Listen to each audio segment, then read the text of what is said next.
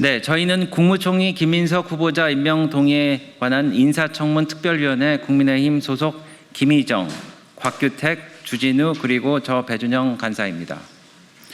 우리 국민의힘은 정권이 바뀌고 첫 번째 국무총리 인사청문회를 통해 이재명 정부의 국정 철학을 점검하고자 공직 후보자 인증 본연의 업무에만 집중하고자 노력하고 있습니다. 이에 오늘 오전 여당 간사를 만나 청문 절차를 논의하며 접점을 찾아보려고 애썼으나 결론에 도달하지 못해 대단히 유감스럽게 생각합니다. 저희 위원회는 국민 여러분들을 위해 총리 후보자가 과연 자격을 갖추었는지 검증할 의무가 있습니다. 하지만 후보자와 민주당은 이런 과정에 전혀 협조할 생각이 없어 보입니다. 우리가 법에 규정된 절차와 내용을 요청하는 것은 후보자의 넘치는 국민적 의혹에 대한 철저한 규명이 필요하기 때문입니다. 우리 국민의힘은 이 자리에서 국무총리 후보자의 10대 결격 사유에 대해 말씀드리도록 하겠습니다. 첫째는 수상한 돈줄입니다.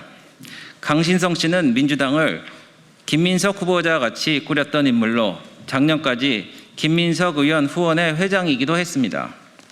이미 처벌받은 불법 정치 자금뿐만 아니라 김민석 후보자의 상식적이지 않은 대출 등 돈의 흐름에 대해 소명할 필요가 있어 보입니다. 꼭 출석해야 합니다. 둘째는 수입을 압도하는 지출입니다. 후보자는 21대 국회의원이 된 후에 5년간 약 5억 남짓한 세비 등 수입이 있었습니다.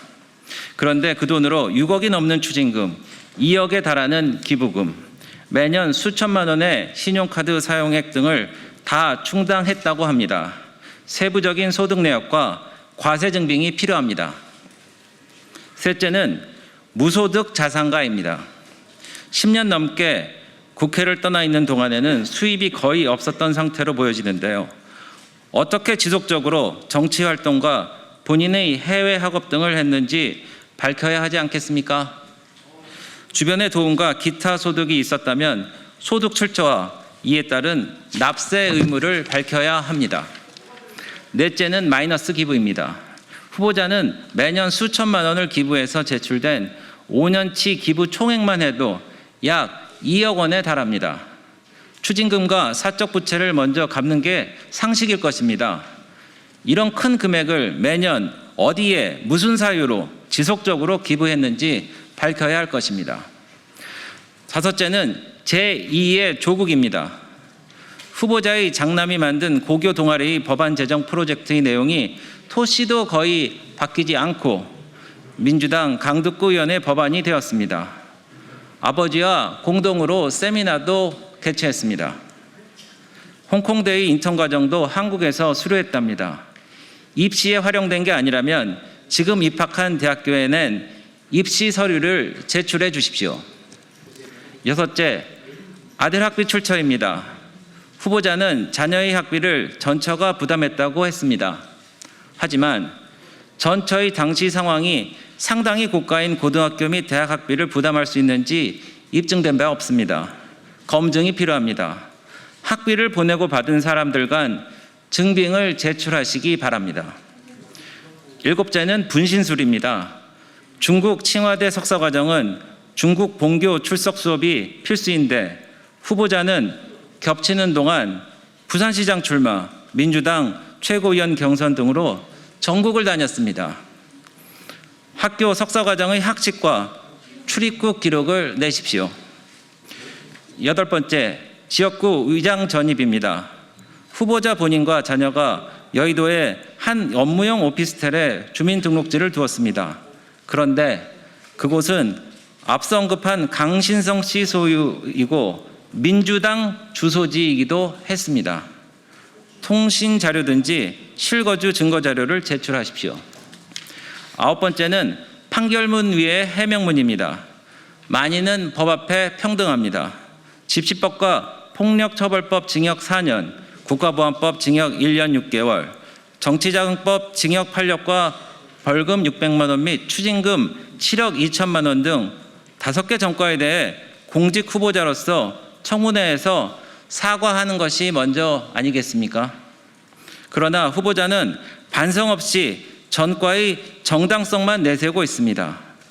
대법원 확정 판결문보다 해명만 앞세우면 법 질서를 지휘할 수 없을 것입니다. 열째, 반미 전력입니다. 후보자는 과거 미국 문화원 점거 사건으로 실형을 받았습니다. 지난 10일 기자회견에서는 이에 대한 반성 없이 광주 문제를 세계에 알리기 위한 효율적인 방법이라고 옹호했습니다. 대한민국을 대표해 대미 외교를 하려면 미국 변호사라고 어물쩍 넘기기 전에 명백한 입장을 밝혀야 합니다. 이러한 내용만 보더라도 총리 후보자는 스스로 거취를 정하는 게 맞을 것입니다. 청문회는 후보자를 위한 마지막 기회입니다. 청문회의 효율적인 진행을 위해 저희가 요청하는 필수 증인과 참고인을 모두 수용해 주시고 공식 요청한 자료도 3일 내에 제출해 주십시오. 특히 후보자의 가족을 포함한 주변 인물이 신속한 개인정보 동의 없는 검증은 불가능합니다. 후보자 측과 민주당이 이러한 준비에 협조하지 않는다는 것은 청문회를 단순한 통과 의례로 때우겠다는 것입니다. 이러한 상황에서는 청문회가 진행될 수 없음을 분명히 밝힙니다. 이에 우리 당은 오늘부터 국민 여러분들과 직접 소통하는 국민청문회를 운영합니다. 오늘부터 금요일까지 이곳 소통관에서 오늘과 같은 형식으로 직접 보고드리겠습니다. 아울러 제보 내용이 있으신 분은 메일 2025 check.primeminister@gmail.com으로 자유롭게 참여해 주시기 바랍니다. 감사합니다.